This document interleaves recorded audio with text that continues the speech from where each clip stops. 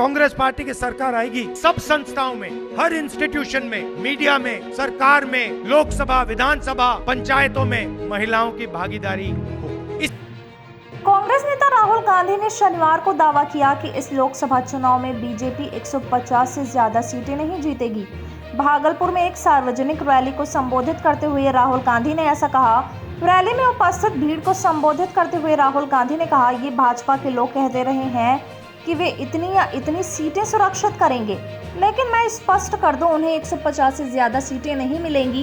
150 से ज्यादा एक भी सीट नहीं मिलेगी। अग्निवीर योजना खत्म कर देंगे। राहुल गांधी ने अग्निवीर योजना को खत्म करने का वादा करते हुए कहा कि भारत को दो तरह के शहीदों की जरूरत बिल्कुल भी नहीं है। उन्होंने कहा, जैसे ही भारत गठबंधन की सरकार आएगी, हम अग्निवीर योजना खत्म कर देंगे। भारत को दो तरह के शहीदों की जरूरत नहीं है, सभी को पेंशन मिलनी चाहिए।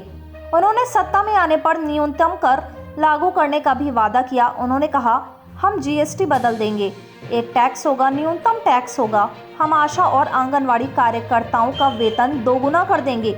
उन्होंने इंडिया गठबंधन की सरकार बनने पर किसानों का कर्ज माफ करने और न्यूनतम समर्थन मूल्य की गारंटी देने का भी वादा किया।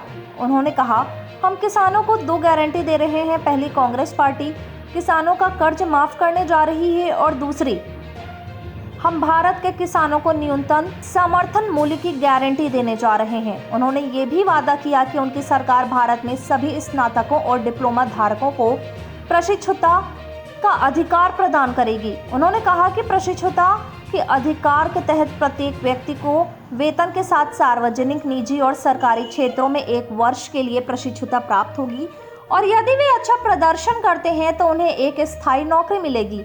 उन्होंने ये भी कहा कि भारत के सभी स्नातक और डिप्लोमा धारकों को हम एक अधिकार देंगे, अप्रेंटिसशिप का अधिकार। अप्रेंटिसशिप के अधिकार का मतलब है कि हमारी अगली सरकार भारत के हर युवा को पहली नौकरी का अधिकार देने जा रही है। सभी को वेतन के साथ 1 साल की अप्रेंटिसशिप मिलेगी, उन्हें प्रशिक्षण दिया जाएगा और यदि वे पहले वर्ष में अच्छा प्रदर्शन करेंगे तो उन्हें स्थायी नौकरी मिल जाएगी।